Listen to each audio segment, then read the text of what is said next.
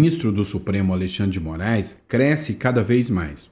O que é algo muito estranho, porque o judiciário não deveria ser um alvo de oposição, de embates políticos. É um órgão jurídico.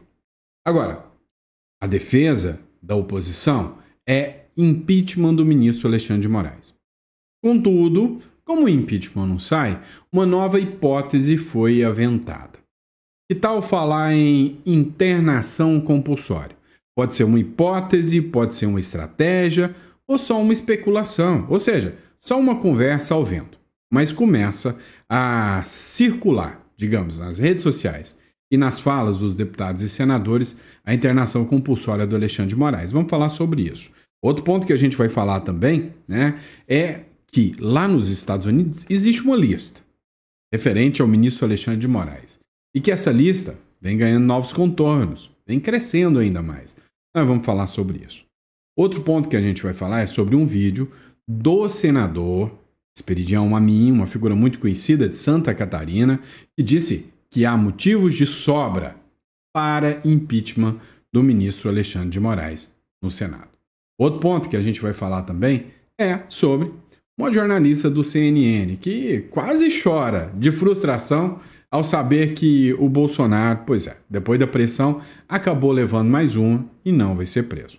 Tem um vídeo, da Veja que circula do Bolsonaro chorando ao receber essa informação durante um culto evangélico. Eu prefiro não colocar essa imagem. Afinal, vai saber, na nossa democracia pujante, maravilhosa, eu que não vou arriscar. Agora, uma coisa é certa. Se você é de esquerda, você pode falar o que bem entender. Quer dizer, desde que a fala seja só sobre a esquerda. O Maierovitch, uma figura jurista altamente conhecedora do direito, juiz aposentado, eu, data vênia, divirjo muitas vezes do posicionamento dele. Algumas vezes, é óbvio que eu vou concordar, mas sempre mantendo o respeito de advogado para advogado. Agora, ele falou com todas as letras. As decisões do ministro Alexandre de Moraes contra o Bolsonaro é absurda. Outro ponto que a gente vai falar nesse editorial é uma prisão tão absurda, mas tão absurda que, se não abala, deveria abalar a República do Brasil. Nós vamos falar sobre isso e também posicionamento do Carlos Andreasa. Nada mais, nada menos, segundo ele, o ministro do Supremo Alexandre de Moraes abre as portas do inferno. Cuidado, viu, Andreasa? Pode ser que ele ache que você é bolsonarista e... já viu, né? Vamos falar sobre tudo isso. Muito obrigado por estar aqui conosco. Hoje é dia 24, esse é o nosso último editorial do dia. É sempre um prazer enorme estar aqui com vocês, debatendo um pouquinho mais sobre política, Eu já vim 3 vezes na sua casa hoje, essa é a última, o nosso jantar com política. E você me recepcionou muito bem. Então, muito obrigado pela confiança, pela credibilidade. Se não é inscrito, dá uma força pra gente. Bora bater nossa meta de 2 milhões de seguidores. Vem comigo. Vamos de matéria que tem muita coisa importante pra gente tratar aqui com você. Vamos pra cima. É o seguinte, o ministro Alexandre de Moraes, daqui a pouco ele pode ser um ator de Hollywood. Afinal, ele está ficando muito famoso entre os grandes figurões do governo norte-americano. E cá entre nós, não é do lado positivo, não é de forma positiva. A Gazeta do Povo fez uma publicação dizendo o seguinte, olha, a lista de críticos ao STF cresce nos Estados Unidos após a atuação do Eduardo Bolsonaro. Segundo a Gazeta do Povo, as recentes decisões do ministro Alexandre de Moraes contra o Bolsonaro provocaram uma onda de manifestações críticas nos Estados Unidos. O movimento, principalmente, foi impulsionado pela atuação do parlamentar Eduardo Bolsonaro, não mais licenciado, e a gente vai falar da estratégia dele aqui, tá? Que está desde março lá no país. Então, várias críticas aconteceram, desde que começou as decisões do ministro Alexandre de Moraes. As recentes decisões dele, inclusive, agora contra o Bolsonaro, que foram para cima dele, impediram ele de dar entrevista, é algo que está gerando uma discussão muito grande. O primeiro a fazer comentários sobre essa atuação, essa caça às bruxas, é o Marco Rubio. O Marco Rubio escreveu o seguinte: A caça às bruxas política do ministro Alexandre de Moraes, do Supremo Tribunal Federal, contra Jair Bolsonaro, criou um complexo de perseguição e censura tão abrangente que não apenas viola direitos básicos dos brasileiros, mas também se estende além das fronteiras do Brasil, atingindo, inclusive, americanos. Outra, que também é crítica ferrenha do ministro Alexandre de Moraes, é a Maria Elvira Salazar. Você deve conhecer a Maria Elvira Salazar, ela que é neta de cubanos, né, conhece muito bem o regime, ela é uma crítica ferrenha. E depois do que aconteceu com Bolsonaro, ela escreveu dois tweets, né, ou dois posts no X sobre o que aconteceu contra o ministro Supremo Alexandre de Moraes. A primeira é: a revogação do visto é só um começo. Agora, precisamos de responsabilização total. Fecha aspas. Depois ela escreveu outra postagem. Ela escreveu: a censura e as prisões e a perseguição política no Brasil são incompatíveis com qualquer sistema democrático. Ou seja, já tem hoje, né, uma interpretação feita de que há uma perseguição antidemocrática no Brasil. Já aqui também o Jason Miller fez a seguinte publicação: é inacreditável.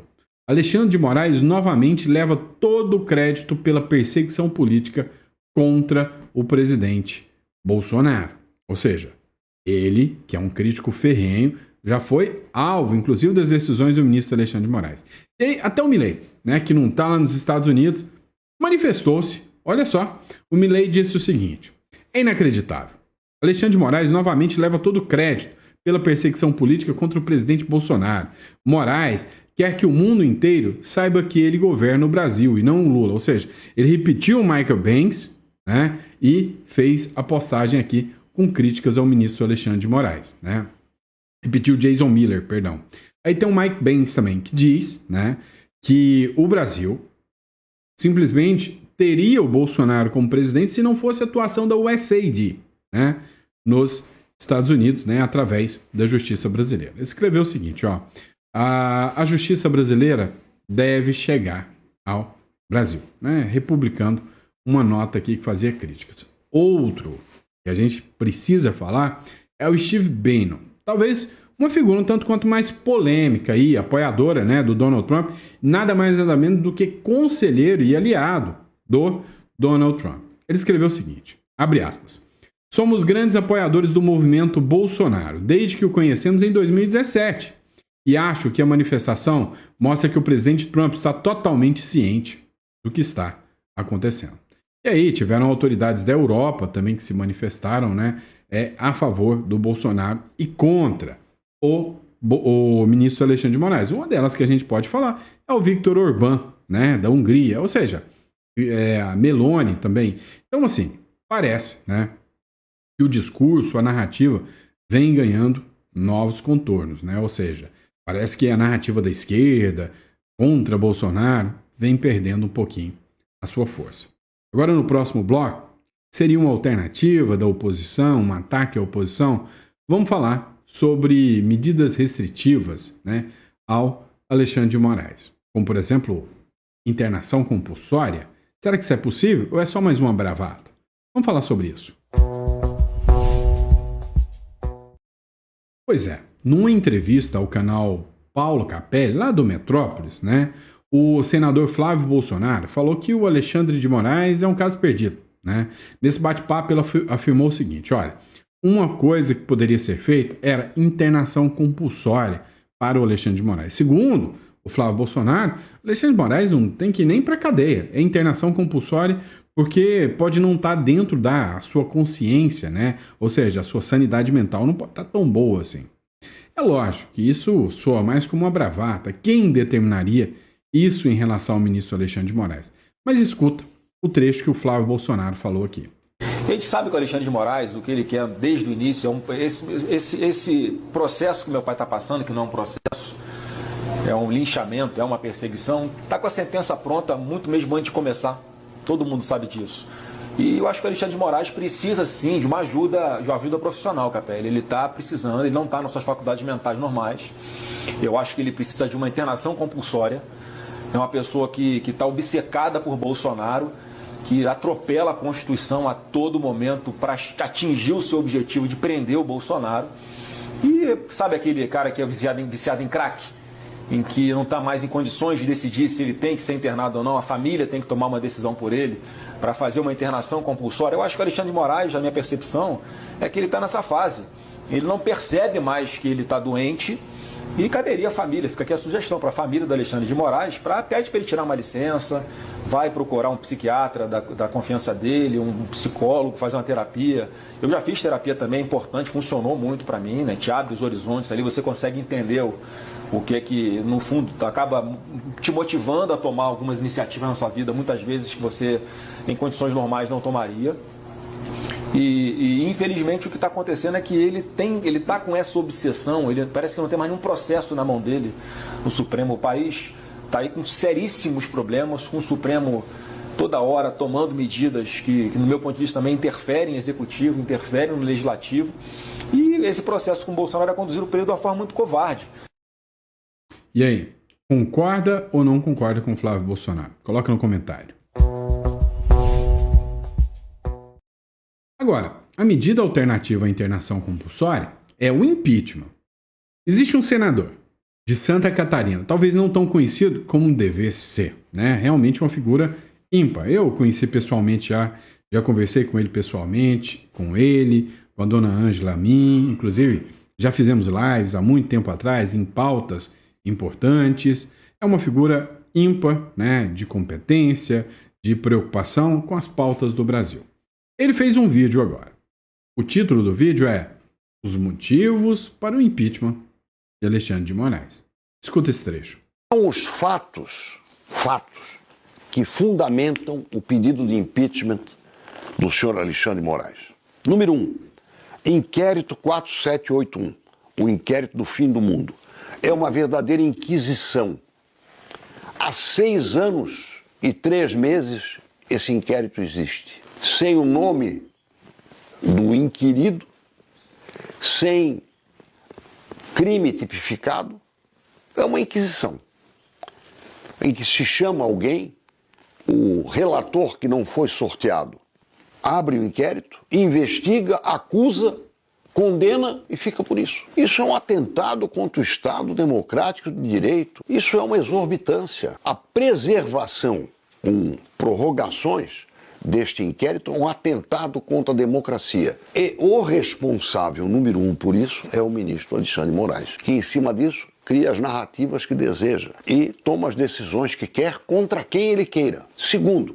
Vamos lá, só para lembrar do primeiro, houve a abertura de ofício, o que é vedado pela legislação brasileira, e não pelo ministro Alexandre de Moraes, mas pelo ministro Dias Toffoli, que nomeou o ministro Alexandre de Moraes como mentor, né, e relator desse inquérito que nunca acaba. O ministro declarou, numa entrevista ao jornal O Globo, no dia 4 de janeiro de 2023, que havia uma conspiração para matá-lo, sequestrá-lo, matá-lo, liderada pelo Bolsonaro. Como é que ele pode ser juiz do Bolsonaro? Não é só o protocolo de Bangalore, é o bom senso que mostra que eu não posso ser vítima, ou alegar ser vítima e ser o juiz. Ou uma coisa ou outra, porque a vítima acusa, depõe, compete ao juiz ver se ele está falando a verdade. Se não é apenas uma acusação leviana, vítima é uma coisa, juiz é outra. Absolutamente distintas, essencialmente distintas. E o ministro Alexandre de Moraes não se considera suspeito. E o que é pior, com a aquiescência dos seus pares no STF. E, finalmente, o uso e o abuso da narrativa sem fundamentação para manter presos pessoas, cidadãos, mulheres, idosos que estavam no dia 8 de janeiro, como se fosse uma tarrafada, manter presos, pregando condenações de 16 anos para quem deveria ser condenado, sim, por arruaça, no caso do homem do relógio, por depredação do patrimônio histórico, mas fazer isso como se fosse uma manada, uma acusação coletiva, debochando da situação de cada um, quando a pena tem que ser individualizada e para caso e para ocorrência devidamente comprovada individualmente. Basta esses 3 abusos, basta um deles, o da suspeição não assumida, para se abrir o processo. Nunca se abriu um processo contra o ministro do Supremo. E assim como já se cassou presidente da República, senador, deputado, eu acho que isso faz parte da educação política do Brasil.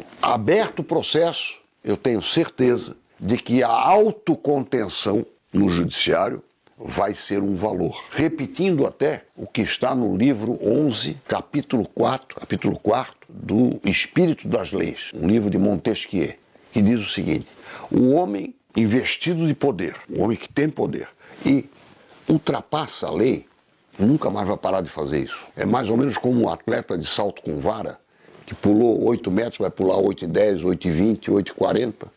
Não vai mais parar de tentar algo mais forte. A única possibilidade é pará-lo. Alguém tem que pará-lo. E quem tem que parar é o Senado. Quais são... E aí, qual o posicionamento de vocês sobre a fala do Esperidião Amin?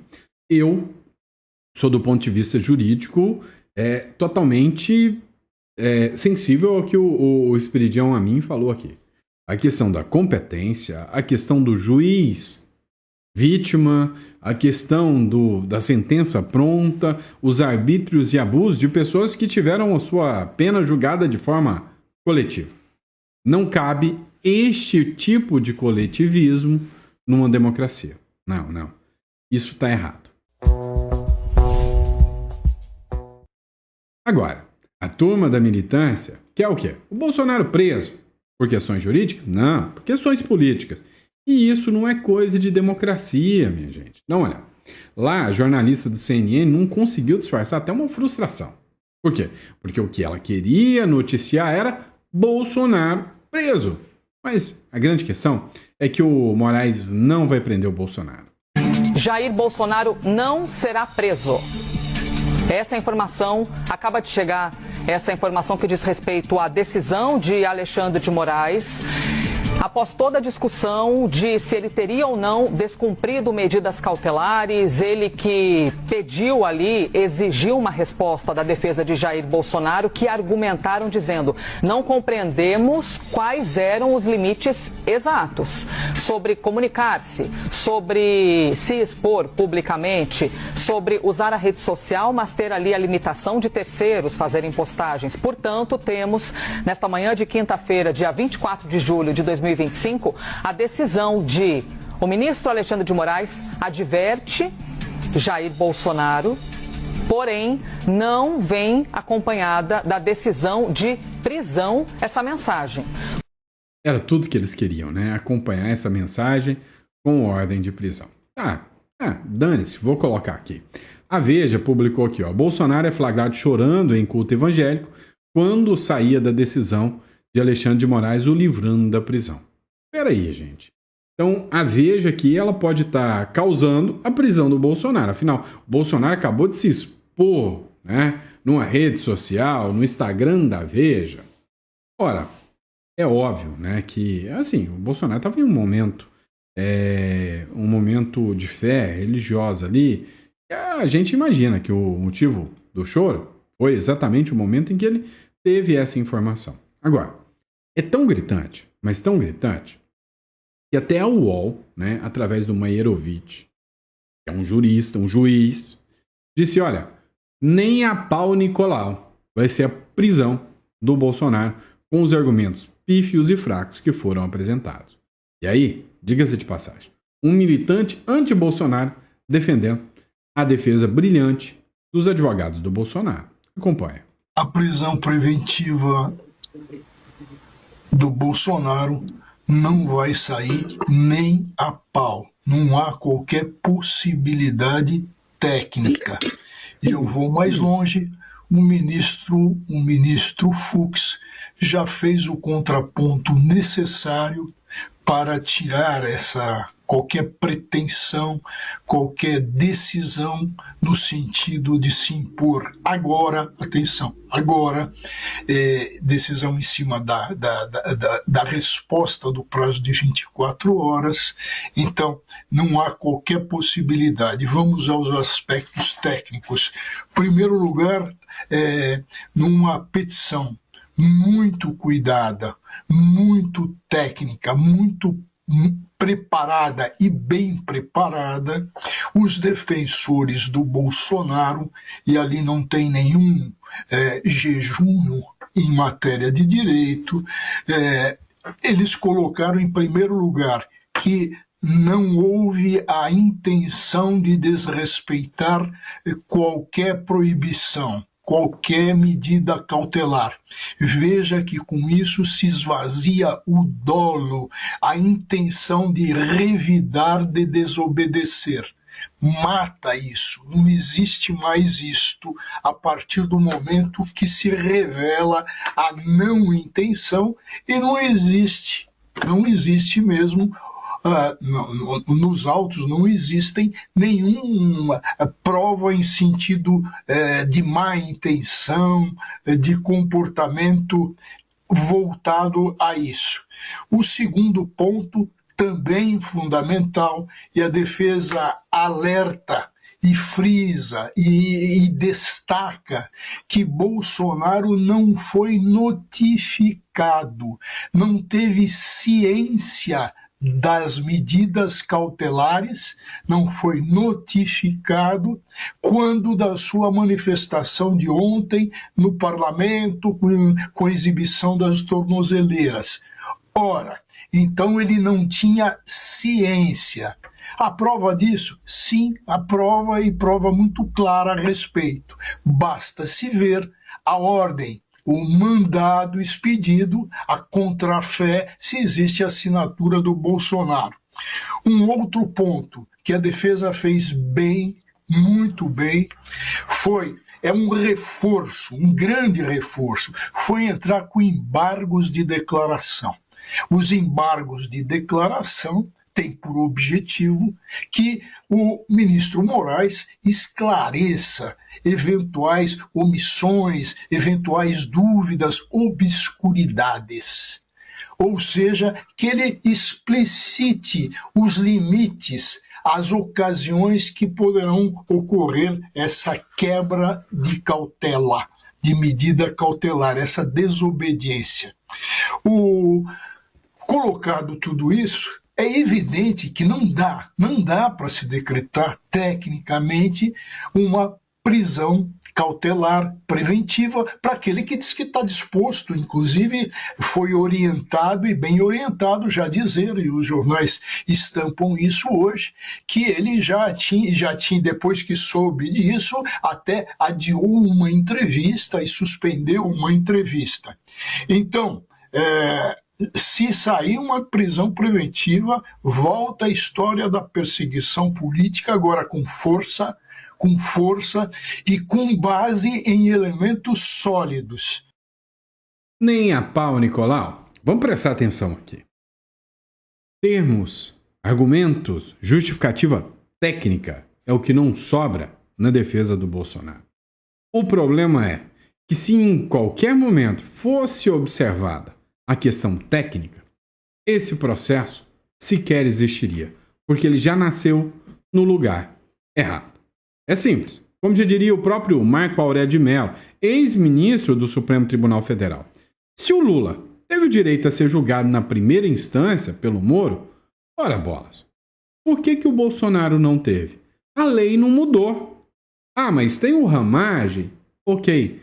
Quantos envolvidos em corrupção da Lava Jato tinha lá também? Ora bolas. Devia estar no STF, não? Não estava. Por quê?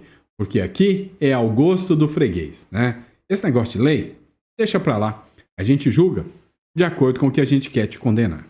Então, só pra dar um toque aqui pro nosso amigo jurista, Meirovitch, de jurista para jurista, se as questões técnicas fossem observadas, esse processo nem existia.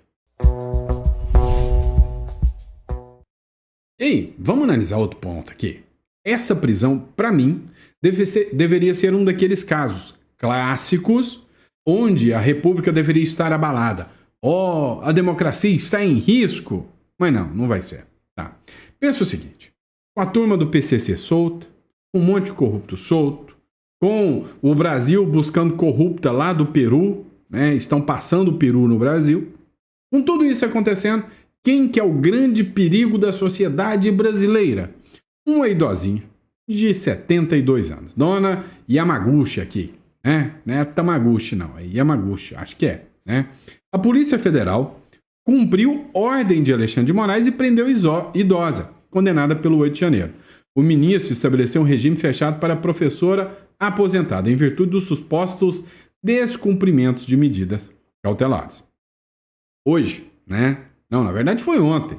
A Polícia Federal foi lá, né? Não tem traficante, não tem ninguém para eles prender. Você tem que perder tempo, né? Com uma das figuras mais perigosas do mundo, uma senhorinha de 72 anos, que foi condenada a 14 anos, numa ação coletiva onde o foro não deveria ser o STF, porque ela estava descumprindo medidas, né? O que a defesa alegou? Né? Agora vamos falar dos termos técnicos. A defesa, ela esclareceu que as violações à tornozeleira têm justificativo. Ela falou que durante os períodos supostos, citados como suposto descumprimentos, há registros, há atestados médicos, há uma comunicação contínua com familiares, trocas de mensagens, estava indo em médico, testemunho formal dos enfermeiros que elas estavam indo aos médicos. Uma delas que é de cadeira de roda, gente. E aí, o advogado informou, olha, o papel do ministro era ter notificado a gente para apresentar as justificativas. Não, já veio direto à prisão. Ora, o que não falta era justificativa. E aí, óbvio, vou até colocar na tela de novo. Olha a cara de perigo, né? Imagina, isso aqui solto. Que risco que você corre, meu amigo? Nossa, já pensou? Isso aqui é altamente perigoso, não é? Já pensou? Olha a cara delas, né? Essas senhorinhas aqui lutam Kung Fu, podem te pegar e atentar contra a sua democracia. Tá de sacanagem, né? O Brasil tá chegando num nível que, sabe, né? Não dá para fazer piada, porque piada dá cadeia também. E aí, aos poucos a imprensa tá acordando. E aqui, antes, falar em perseguição, falar em abuso era coisa de bolsonarista. Alguns poucos chegavam aqui e falavam, não, eu não sou bolsonarista, mas eu quero mostrar para vocês que estão perseguindo o Bolsonaro. Não é? Agora, o que acontece? A imprensa está caindo na real. Olha só, o Andreasa, e essa publicação é crédito da Rádio Band News FM, o Andreasa disse, olha, o ministro Alexandre de Moraes está criando um puxadinho criativo. De onde? Da porteira do inferno. Ele disse que esse puxadinho criativo de Moraes estabelece um novo precedente e abre a porteira do inferno. Escuta o que ele falou. Não há previsão legal para proibição de uso de rede social. Isso é uma criação de Alexandre de Moraes. E aí abre a porteira do inferno. Porque se você permite a proibição do uso de rede social, e se isso não tem previsão legal, não havendo base, você vai reformando, vai aumentando, vai acrescendo as limitações, ao ponto da decisão com a qual ele pretendeu explicar o que estava decidindo, abro aspas aqui para Alexandre de Moraes.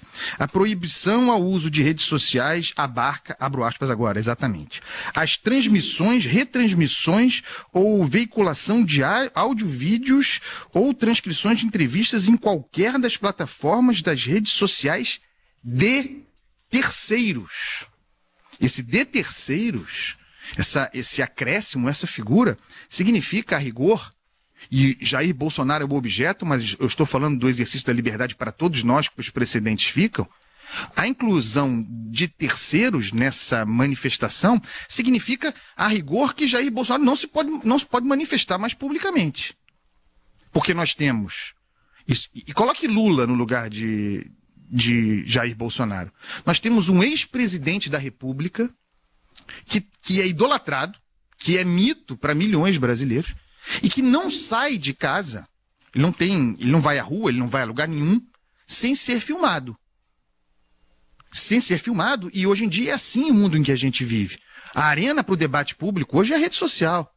O cara é filmado em qualquer lugar a que vá. E qualquer fala dele será filmada. E, por óbvio, as pessoas filmam os terceiros. Com ou sem dolo, com ou sem intenção. Filmam e publicam nas redes sociais. E isso, segundo a decisão de Alexandre de Moraes aqui, porque a decisão não é clara, ela não tem uma redação clara, e eu estou à vontade para dizer, a meu ver, de propósito, por essa leitura possível aqui, o sujeito não pode mais falar publicamente.